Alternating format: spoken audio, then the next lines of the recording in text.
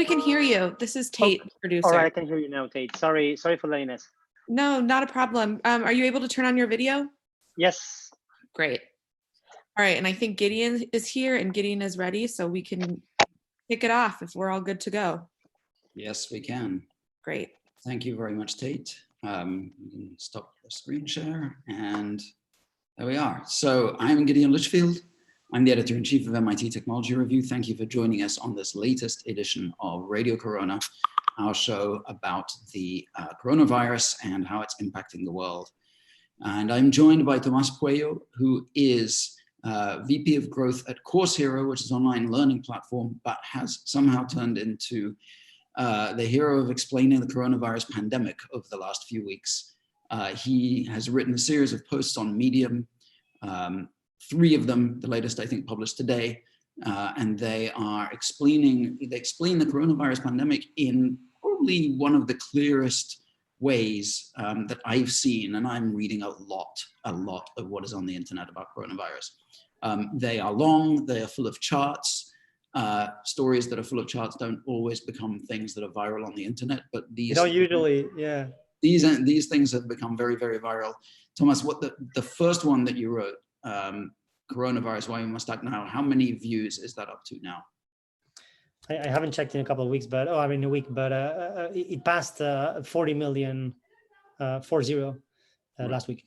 So for context, that is on the same order of magnitude as the traffic that MIT Technology Review's website gets in an entire year.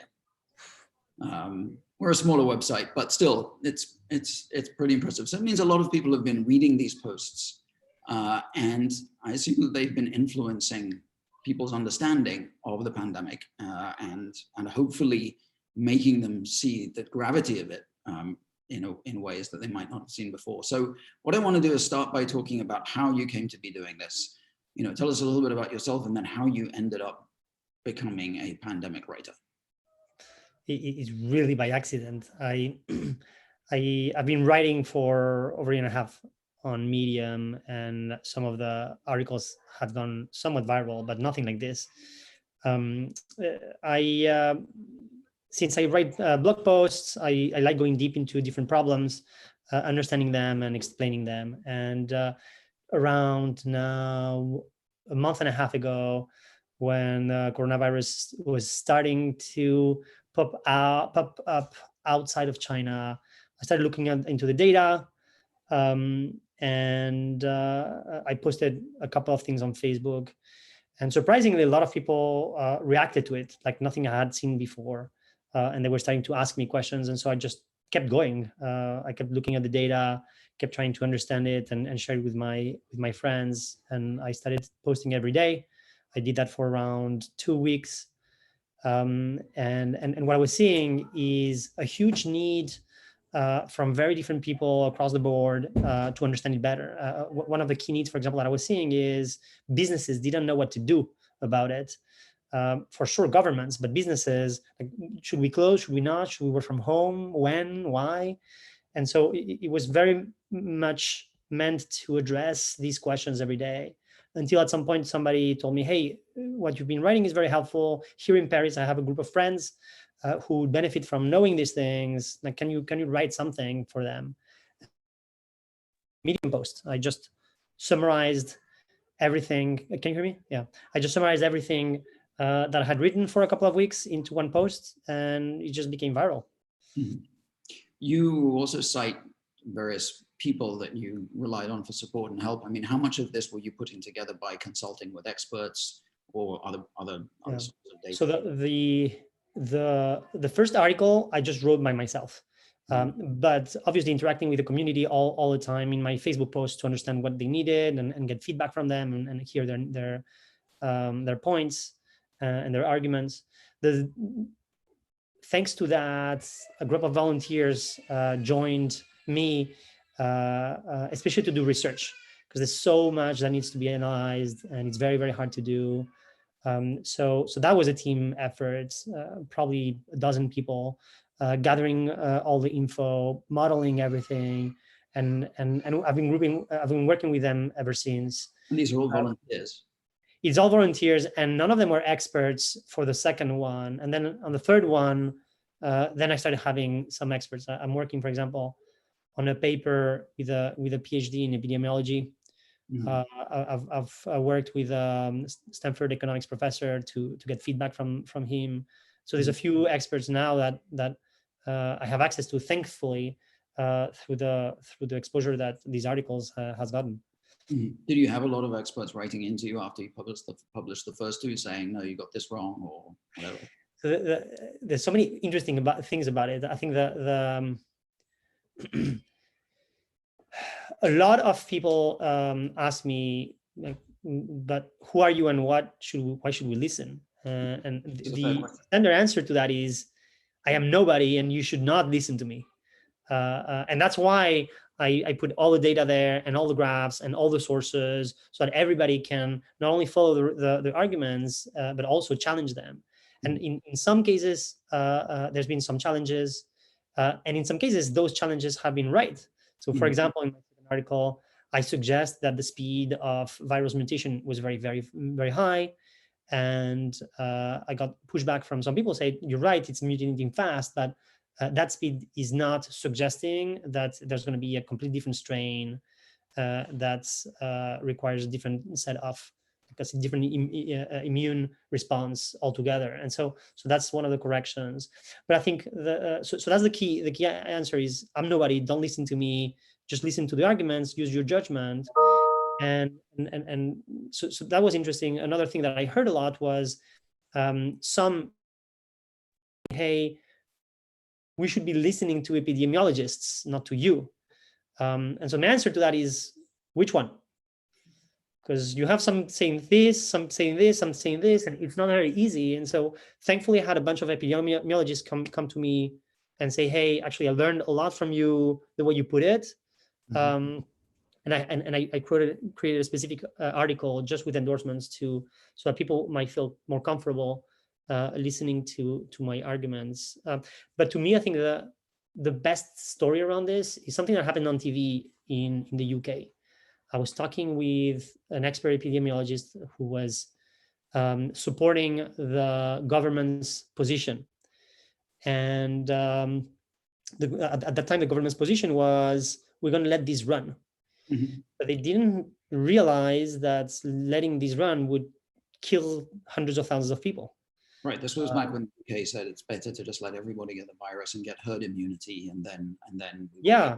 Right. And then, oh, by the way, for the UK, you might kill between 200,000 and 500,000 people. So are you ready to do that? Not only that, but also, even if they were going to go for a herd immunity, it meant flattening the curve immediately, and they were not taking immediate measures. And then 10 days later, the government pulled back of that strategy and used more of a suppression strategy of hard measures upfront. And so that's a very good example. Like they were making fun of me because I was putting my hands on my face during the on TV. But when you're hearing an expert tell everybody we're doing this, and I didn't realize there's going to be hundreds of people dying, then you need to challenge these people. Right. So how do you? By the way, I'll remind anyone who's just joining, we're talking to Tomas Pueyo, and you can ask questions in the chat. If you're joining us via YouTube, you can throw in questions there as well, and we'll see them, and I will put them to Tomas. So one of my colleagues is actually asking a related question, which is, lots of people, actually me included, have been on the internet criticizing so-called armchair epidemiologists who analyze the data and give their take. So you seem to have managed to get everything right, or at least to have been able to balance the differing views and present things in a fair way. There was another armchair epidemiologist, well, a guy who presented himself as, I don't know if he presented himself as an epidemiologist, a guy called Aaron Jin, who did a long piece on Medium analyzing why the response to coronavirus was overblown. And Medium ultimately took the post down as misinformation because he got so many things wrong and he was being criticized so hard by so many places. So I guess the question is, like, how did you, especially given that there are so many conflicting models and projections and views, How did you balance them out and make sure that you weren't presenting anything that was misinformation or that was just wrong? Yeah, so I think the reason why the article went viral is complete luck. You can't predict these things, and there's a lot of requirements to get it viral, but then on top of that, you need a lot of luck. So I think there are some experience I've had in the past that have helped me put together something that the world appreciated at the right time.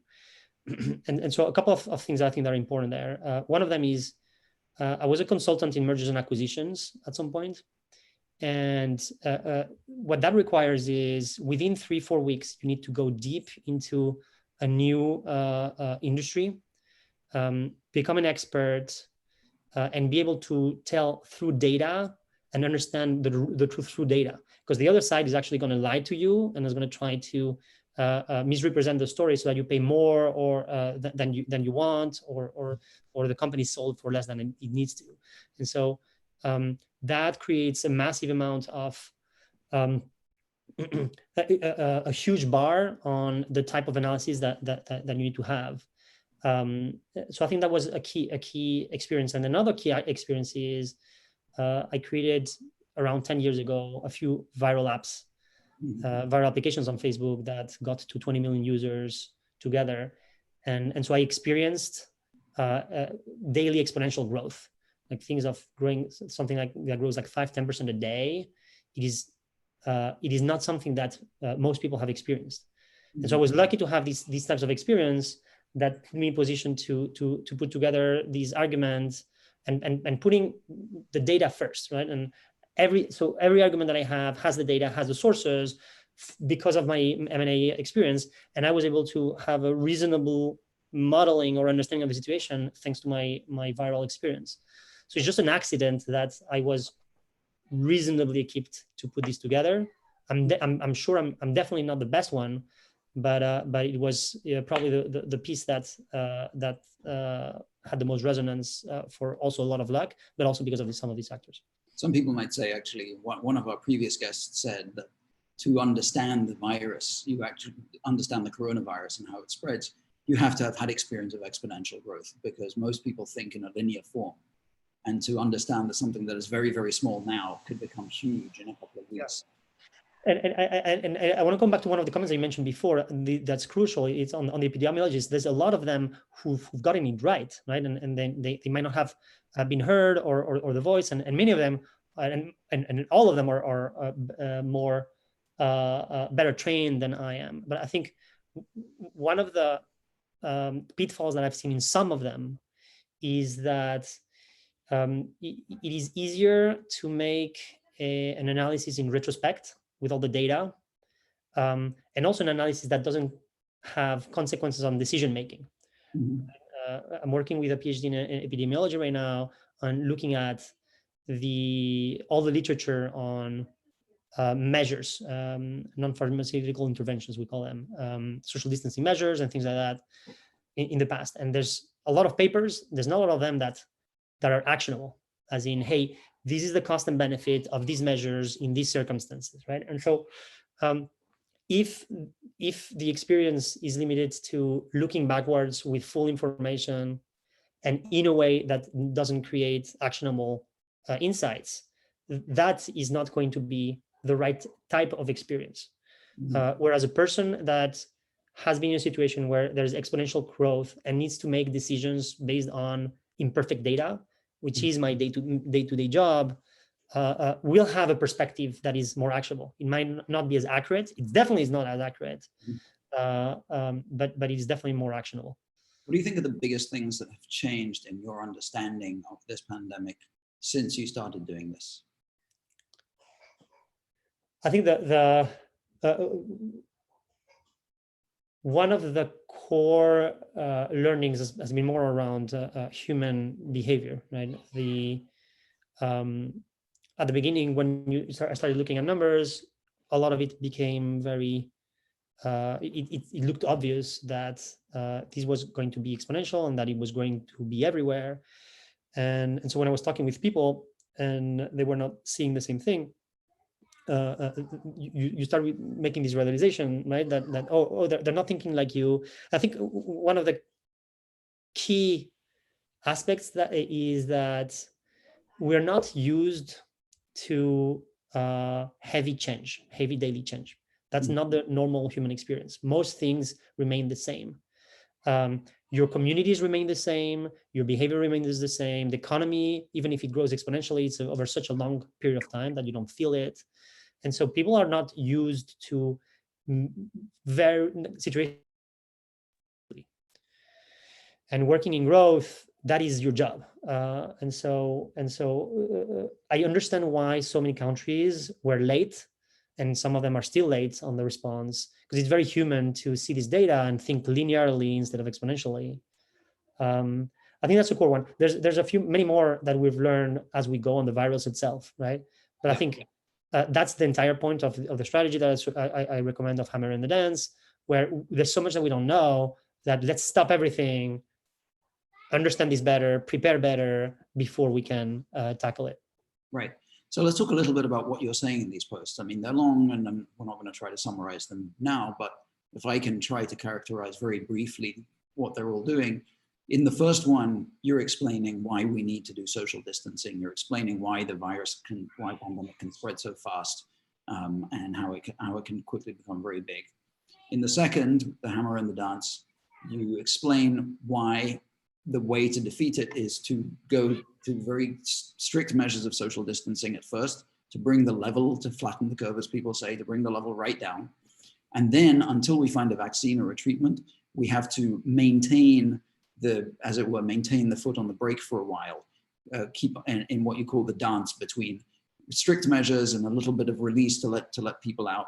But you have to kind of maintain that equilibrium for a while until we actually have a treatment.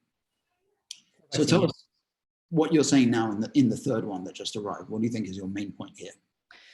The third one is focused on the US.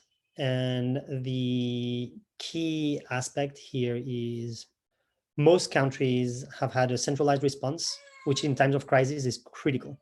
And the US hasn't.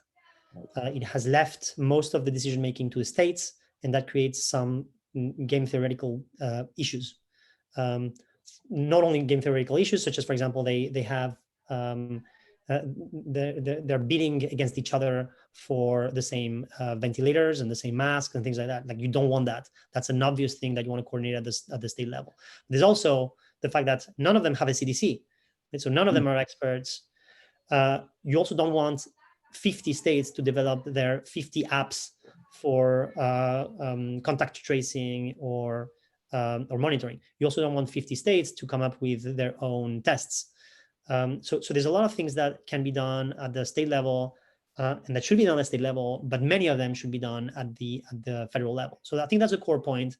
And then it is very connected to the reason why that hasn't happened, which is a lot of the arguments, especially that the Republican Party has and so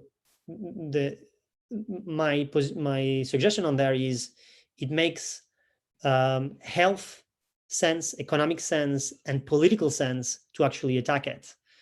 Health sense, we all know about this, but economic sense, I look back at the experience that we had in the 20th century on epidemiology and pandemic treatments, and going hard against them was better economically than not. And then politically, it's so when you say that, what you mean is taking really stiff action at the beginning to control the pandemic, so that you can then get back to normal more quickly afterwards. That's right. And so, and I think it's worth actually talking more about the specifics there. It's especially an analysis on the 1918 flu pandemic, where it arrived from the East Coast and went to the West Coast. And so the East Coast cities were surprised, a lot of them, by this, but the West Coast ones learned from it. And so there is a trend of East Coast cities taking longer to take measures and then having shorter measures, and then West Coast cities, or Middle American West Coast cities, learning from this and taking measures earlier and for longer period of time. And so what they did is controlling for for all these aspects of geographic situation and previous economy and all that stuff, which ones of the cities ended up having a better economy afterwards. And there was a strong correlation between the more measures you took and the earlier you took, and the better the economy was after that. And so I think the learning from that is not as much that this is going to happen now, because we just don't know. There's so many things that are different. But the key insight is the only time when this has happened and we've analyzed it, the result was counterintuitive, because you would imagine that not shutting down the economy is the better solution, but in fact it was the opposite. So with that type of data, that's something to very seriously consider for taking measures right now. So that's on the economic side, and then I can also talk about the political side. But you were about to say something. No, go ahead and say what. Yeah, and so it's I was waiting for somebody to make that argument, but I didn't see it, so I ended up doing it myself. It's just the point that, well, the coronavirus hits older people more, and older people vote in the US more for the Republican Party. Right. So if you put these two things together, you end up doing back of the envelope numbers where voters from 2016 are 30% more likely to die from the coronavirus than Democratic voters of Clinton. Sorry, 30%. Explain that figure a little. You mean that if 30% more likely to die, or 30% more of them are likely to die overall? 30%. They are 30% more likely to die. But I think your point is an interesting one. So what does that mean for politics? And so we looked at the per state impact that it could have had, and just that effect, without secondary effects, just that effect would have reduced the gap between Clinton and Trump by up to 30% in some states. I think specifically Pennsylvania, 30% of the gap between Trump and Clinton would have been erased just by the death of voters. And then if you add up the votes of their partners or their family and things like that, then my guess is it would have been much higher. Right. So I'll just remind everybody who's on the call and listening on Facebook and YouTube, you can throw questions to Tomas in the chat if you're on here on Zoom, or in the comments in Facebook and YouTube. We will see them and I will put them to him. Continuing on what you just said. So what's also interesting to me about your third post is you're going, I think, further out on a limb. In other words, you're doing now political analysis and economic analysis. Do you worry about going, as it were, extending yourself too far? You're doing the kind of analysis that I think people want and that people are talking about. And what I have seen other people doing those sorts of projections, for instance, for what it means for the balance of power of voting in the states. I think I stretched myself too far 4 weeks ago when I wrote the first one, and so it's like there's no way back from this. But I think your point is valid, and it's very, very it's something that I think a lot about, but in slightly different terms. My role is not one of telling people what to do. My role is one of looking at the data and proposing that data to decision makers for them to actually make the decisions. And I was very wary of getting into politics, especially in the US, because of polarization and the fact that I think it's crucial that my message remains neutral, because otherwise you alienate half of the population and hence half of the decision making. So I asked for feedback from both sides, a lot of it, to make sure that it was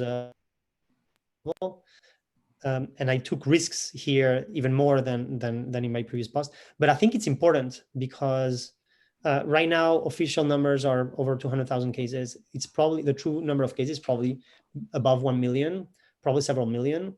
And so when you have that growth exponentially across all states, across most states, and the measures are not being taken, you are talking about hundreds of thousands, if not millions of deaths. And so we were talking before about change and the mindset of change and changing based on new data.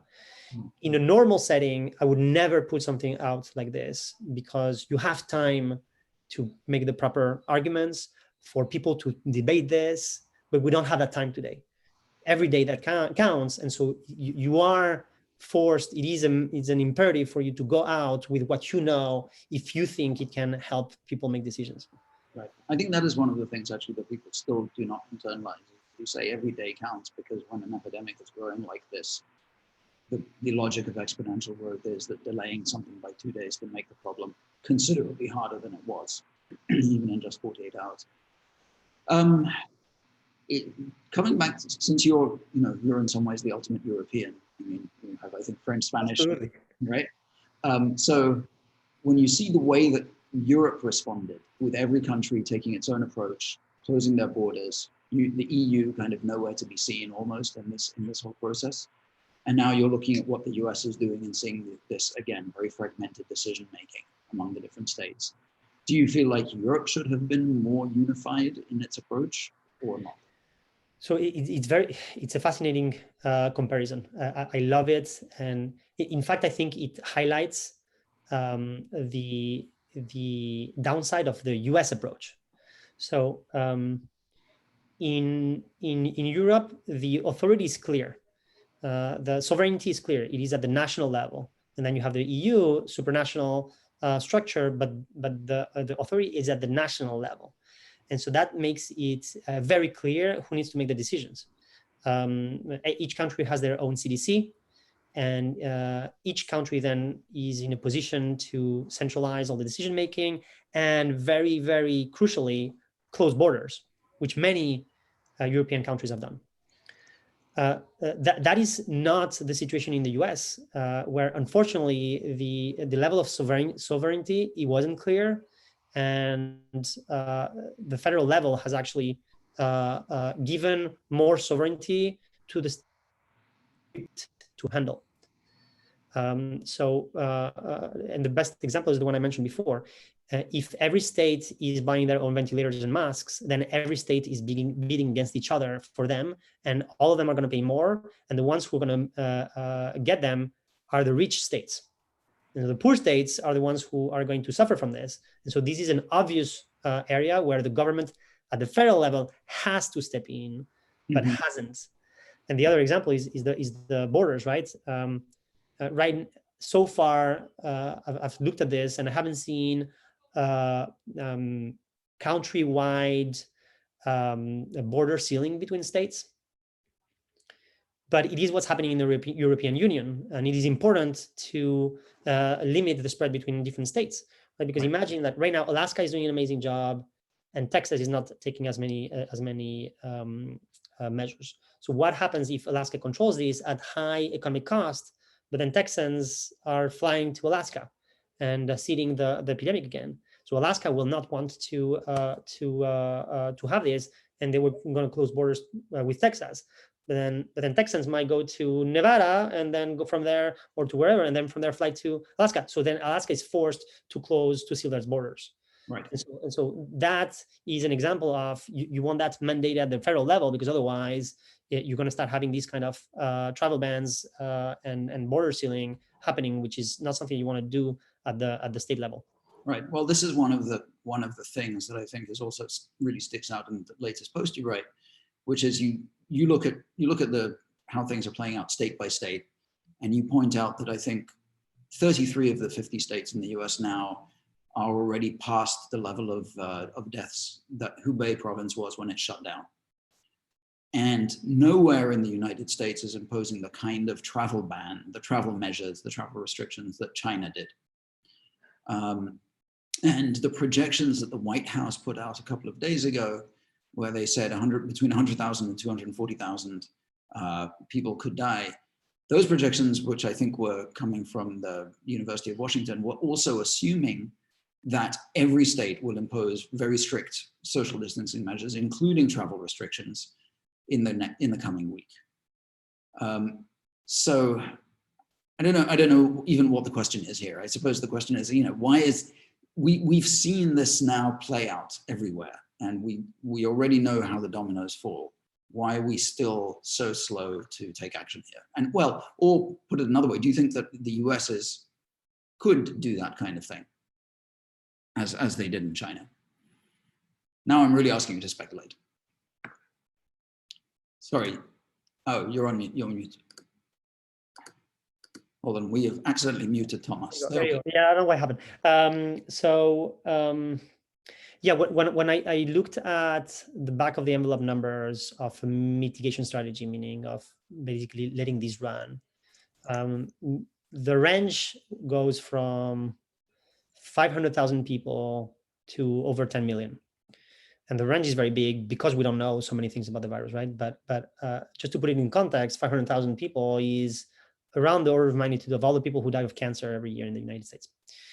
So it is, even in the lower range, if you let this run, the impact is dramatic. And the hope by giving these numbers is that we would take measures and then the death rate would be much lower. Unfortunately, we haven't. And I think the Washington, I've heard about these projections. I haven't looked at the detail. They sound reasonable to me. I think when I did back of the envelope numbers 2 days ago, it sounded like 50,000 deaths was the very least they would be in the United States this year if everything went perfectly. So 100 to 200,000 is reasonable. And to your point, yes, again, that's if you take measures. But there's a pattern of not taking the measures, and it is true for states on both sides, both Democratic and Republican. But it's more true for usually rural states, which makes sense because they're impacted later, but they will be in fact impacted the same. And there's also a bit more. This is also a bit more true for Republican versus Democratic states. And so I think, to your point, yes, the number of deaths is going to be staggering, much more than we needed to, but still, there's so much more that can happen with every day that we don't take the measures that we need to take. Right. I have another question from one member of the audience. They ask, have you thought about doing an analysis of the impact on COVID on different socioeconomic groups? What do you think the benefit of that information could be?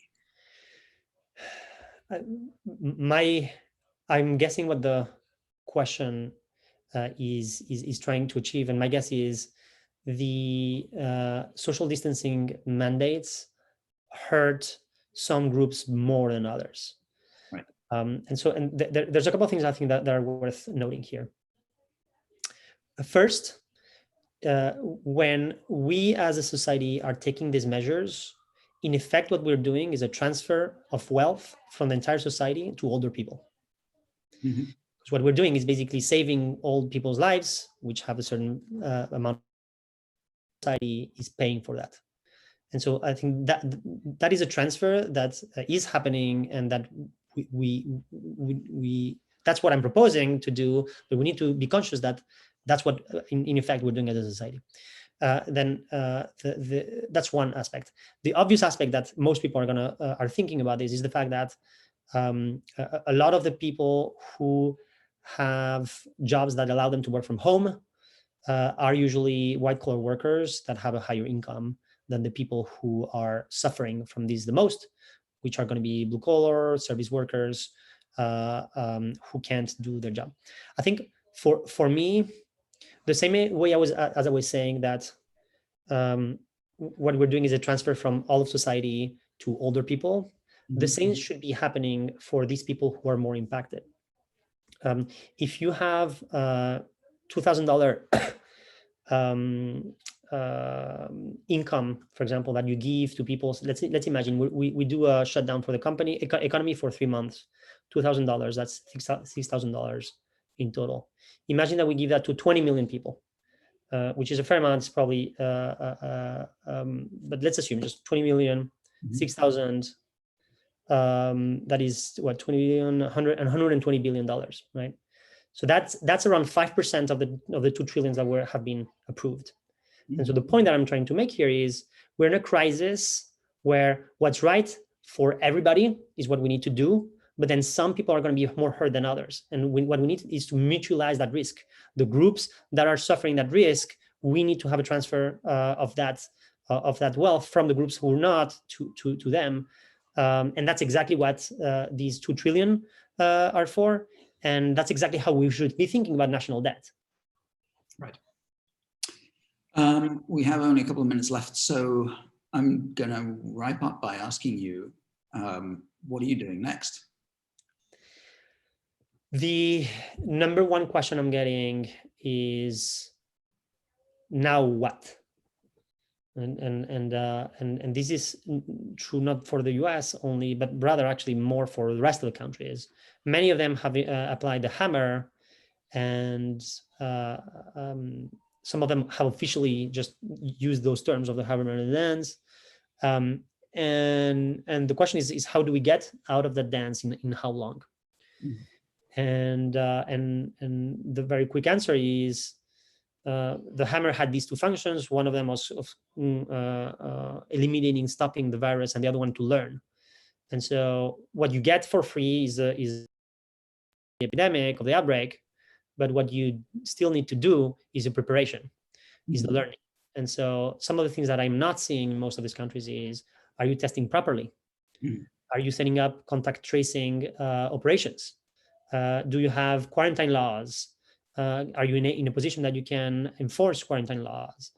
And so there's all these things, these details of what do you do in a hammer period, and how do you promote yourself to a dance period, and what is that experience going to be like? And then how does that apply to my specific country? That is the number one question I'm getting. And so I want to focus on that. Right. And has this experience made you think, well, maybe you don't want to talk about this when your boss is watching, but has this experience made you think about the rest of your career? Do you think you go? I very purposefully extract myself from all these thoughts, because there is a very pressing problem right now that needs to be, that I need to focus on, because I think there's some help I can provide. And everything else is a distraction. Not only is it a distraction, but also if I started thinking about this, then there would be a misalignment of incentives, where what is right for the message might not be what's right for me, and I don't want that. And so I think that's the high level view. I also believe that this is the typical pop and drop thing, where everybody's crazy about this for a few months, and then it's going to die, and then I'll go back to normal.